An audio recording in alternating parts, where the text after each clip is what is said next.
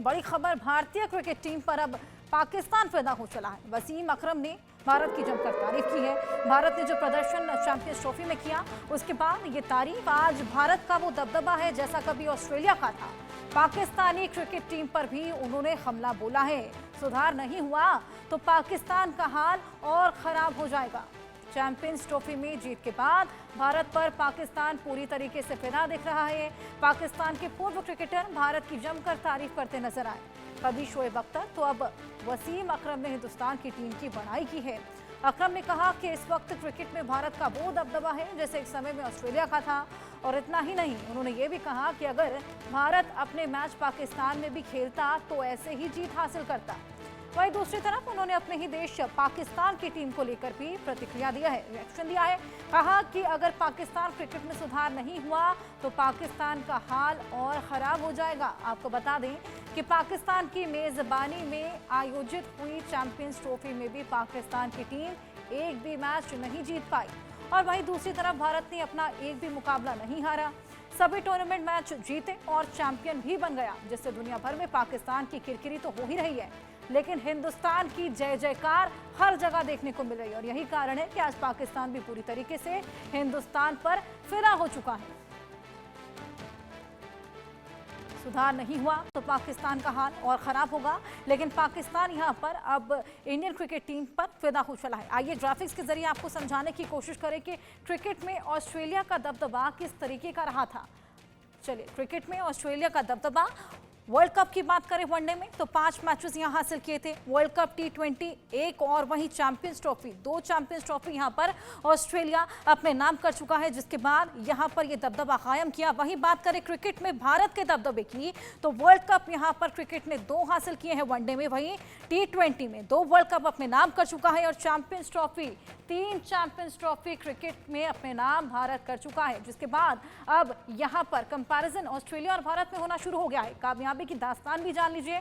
Australia 1999 से 2009 तक काबिज था, वहीं भारत 2011 से लेकर 25 तक यहां पर काबिज रहा है। लगातार तमाम ट्रॉफीज अपने नाम करता चला आया है, तमाम ऐसी ट्रॉफी जो कि भारत ने अपने नाम की, जिसके बाद अब क्रिकेट में भारतीय क्रिकेट टीम का दबदबा लगातार चलता चला जा रहा है। हुसैन हमारे साथ बने हुए हैं और साथ ही हमारे साथ बने हुए हैं मनोज जोशी जी, स्पोर्ट्स एडिटर। सबसे पहले मनोज जोशी जी, मैं आपके पास आऊंगी। जिस तरीके से हमने देखा कि यहाँ पर अब पाकिस्तान में भी इंडियन क्रिकेट टीम की वाहवाही हो रही है, ऐसे में ये अपने आप में एक बेहद मोरलाइजिंग बात है। ये सब इसके पीछे जो है ना, एक लंबी सोच, एक लंबा दृष्टिकोण और मानसिक तौर पर तैयार होना और देश के लिए खेलने का जज्बा सब में होना चाहिए। देश के लिए खेलने का जज्बा जो मुझे लगता है कामयाबी का बहुत बड़ा राज है। और वही पाकिस्तान टीम की अगर बात करें, मेरे ख्याल से हुसैन जावेद जी मुझसे शायद इत्तेफाक रखें इस बात से, और हो सकता है ना भी रखें, कि पाकिस्तान टीम में अब हर कोई जो है ना अपनी टीम में जगह बनाने के लिए खेलता है कि उसकी टीम में जगह बनी रहे।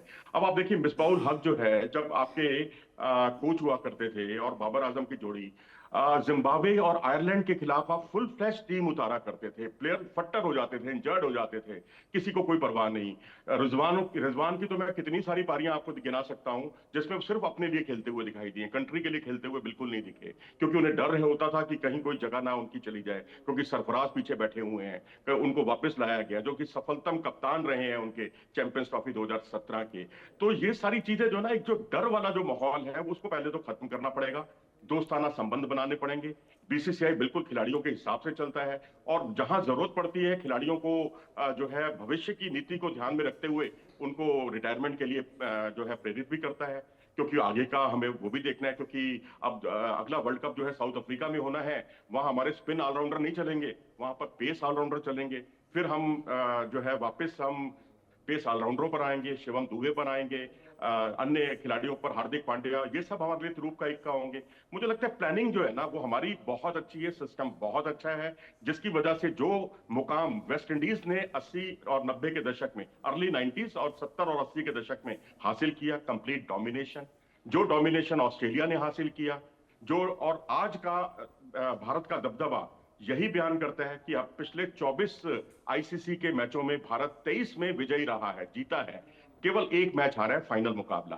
तो ये मेरे ख्याल से सारे आंकड़े ये सब कहानी को बयान करते हैं। मुझे लगता है यहाँ पर थोड़ा माइंडसेट और सोच और देश के प्रति जज्बा, ये सारी चीजें, और बार बार निजाम बदला जाना और इससे सारी स्थितियां खराब होना, ये सारी चीजें जो है पाकिस्तान को कटघरे में खड़ा करती हैं, वो भी तब जबकि पाकिस्तान के पास टैलेंट की कोई कमी नहीं है। बिल्कुल। हुसैन, आप हमारे साथ बने हुए हैं, आप कितना वाकिफ रखते हैं मनोज जी की बातों से? और इसमें कोई दो राय नहीं है कि चैंपियंस ट्रॉफी की मेजबानी भी पाकिस्तान ने की थी, उसके बावजूद एक भी मैच पाकिस्तान नहीं जीत पाया।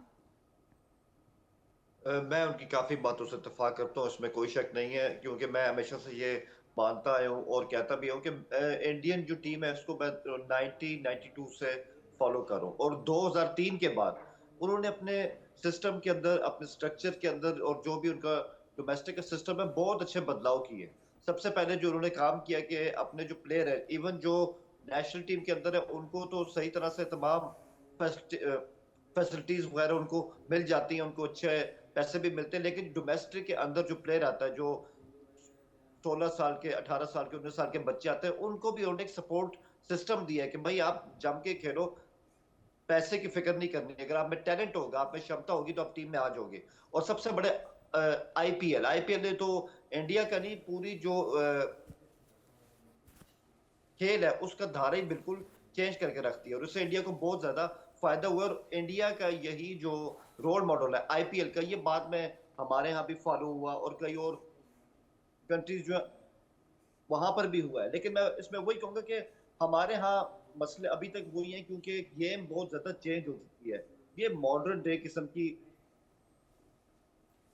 गेम होती है और उसमें बहुत ही कट थ्रोट होके आपको चलना पड़ता है। जब तक आप उन टेक्निक्स पे नहीं जाएंगे, आपका टेम्परामेंट का इम्तिहान नहीं होगा, आपकी टीम सिलेक्शन सही नहीं होगी। और सबसे बढ़ के आज के दौर में जब इतना ज्यादा खेल हो रहा है, वनडे है, T20 है, टेस्ट है, आपके प्लेयर्स को रेस्ट भी चाहिए होता है। अभी आपके सामने टीम इंडिया ने चैंपियंस ट्रॉफी जीती, क्या उनके पास बुमराह थे? उनके पास नहीं थे, क्योंकि वो अनफिट थे। उनको आराम करने का मौका मिल गया, अब जब वो आएंगे वो फिट होके आएंगे। लेकिन टीम इंडिया ने इस चीज को अपने ऊपर हावी नहीं किया, और जो रिजल्ट्स हैं वो आपके सामने। एक चीज से ना मैं आपकी इत्तेफाक करता हूँ, और एक चीज से मैं थोड़ा सा इत्तेफाक नहीं करता। इस बात से तो मैं इत्तेफाक करता हूँ कि टीम इंडिया व्हाइट बॉल में आप अगर इसको देख लें, इनका दबदबा है, उन्होंने अपना दबदबा, अपना रोप जो सबको दिखा दिया है। T20 वर्ल्ड कप आपके पास है, चैंपियंस ट्रॉफी आपके पास है, और ओडीआई के फाइनल तक आप गए हैं, तो आप में उसकी भी क्षमता है। लेकिन मैं ये बताऊं, ये चीज इनको टेस्ट के अंदर भी अब जो है वो साबित करना होगी। उसकी वजह है कि अभी 4 महीने पहले न्यूजीलैंड ने इंडिया को उनके होम ग्राउंड पे 3-0 से हराया। और उसके अलावा ठीक है, ऑस्ट्रेलिया के अंदर टीम इंडिया पिछले 6-7 साल में बहुत अच्छा खेली है, लेकिन इंग्लैंड में आखिरी दफा आप टेस्ट सीरीज कब जीते? 2007 में। न्यूजीलैंड को आखिरी दफा न्यूजीलैंड में आपने टेस्ट सीरीज कब हराई? 2007 या 8 में। तो आई थिंक अभी भी इस साल जो टीम इंडिया का इंग्लैंड का दौरा आने वाला है, और वहां पे अगर टीम इंडिया ने 2007 को या 1986 को रिपीट कर लिया, तो फिर मैं समझता हूँ कि हम कह सकते हैं कि रेड बॉल के अंदर भी इनका दबदबा कायम हो गया। एक चीज और कहूंगा, और मैं इस पर मनोज जी का कमेंट भी चाहता हूँ कि सर, एक चीज जहाँ टीम इंडिया ने इतनी कामयाबियां समेट ली हैं, जिनका ऑब्वियसली उनको क्रेडिट भी जाता है, वहां एक और भी मसला आ रहा है कि ट्रांजिशन का। विराट कोहली की बात कर लें, रोहित शर्मा की बात कर लें, ये वो प्लेयर हैं जो कि मतलब इतनी आसानी से नहीं मिलते हैं। एक जबरदस्त किस्म का टैलेंट है, और पिछले 6-7 साल में इंडिया में जितनी ट्रॉफीज आई हैं, इनका उसमें बहुत बड़ा रोल है। अब ये बात फैक्ट है कि अब शायद इनमें से इनके पास 1 साल रह गया या 2 साल रह गया है, क्योंकि टीम इंडिया ने आगे भी देखना है। तो आपको क्या लगता है, इनके बाद जो है टीम इंडिया, जिसमें गिल भी होंगे, अय्यर भी होंगे, केएल भी होंगे, इनकी कमी को उस तरह से पूरा कर पाएंगे? सवाल आपका अच्छा है। यशस्वी जायसवाल को आप भूल गए हैं, जिन्होंने बॉर्डर गावस्कर ट्रॉफी में सबसे ज्यादा रन बनाए। वहां तो विराट कोहली भी खेल रहे थे, रोहित शर्मा भी खेल रहे थे। ऋतुराज गायकवाड़, जिन्हें अभी मौके उतने नहीं मिले हैं, उन्होंने जो टैलेंट दिखाया है उसका हर कोई कायल है। तो टैलेंट की यहाँ कमी नहीं है। यहाँ देखिए, जैसा भी आपने कहा, जसप्रीत बुमराह नहीं थे तब भी हम चैंपियन बने।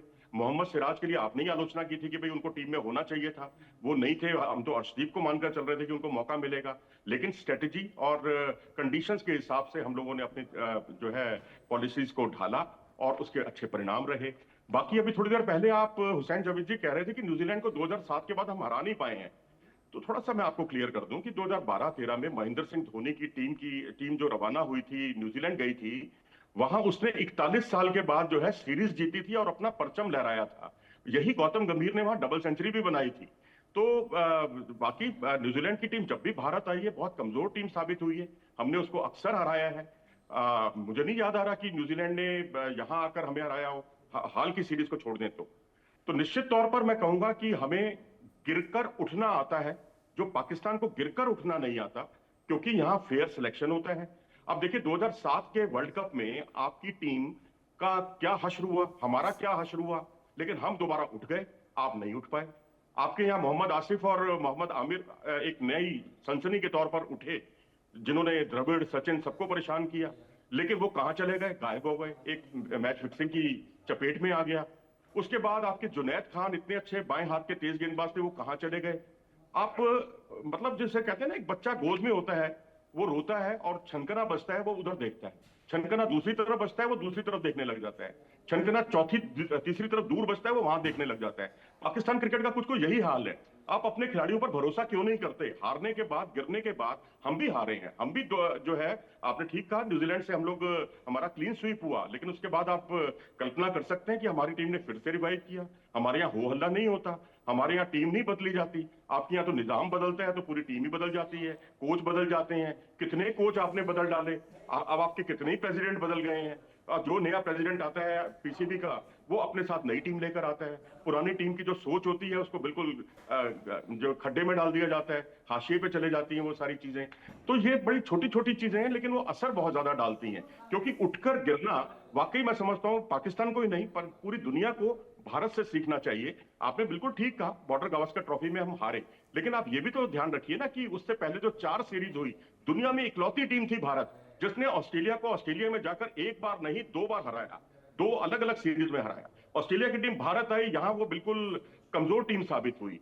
देखिए आपने पिछले दिनों एक अच्छा फार्मूला अपनाया, आपने इंडिया फार्मूला अपनाया, और आपने 3 साल से आप अपने घर में जीत नहीं रहे थे। अपने दर्शक आपसे जो है रुखसत हो गए थे, मैदान में आना बंद कर दिया था। कराची का मैदान जो है नेशनल स्टेडियम खाली होता गया। ये वो मैदान जहां कभी गावस्कर साहब जो है 2-2 सेंचुरियां, एक टेस्ट की दोनों पारियों में सेंचुरी बनाते थे, फैसलाबाद में सेंचुरी बनाते थे। बिल्कुल मनोज हमारा जी, यहाँ जलवा पर हुआ तमाम करता ऐसी था। चीजें हैं जो कि गिनाई जा सकती हैं। बहुत शुक्रिया आपका, और बहुत शुक्रिया हुसैन आपका हमारे साथ जुड़ने के लिए।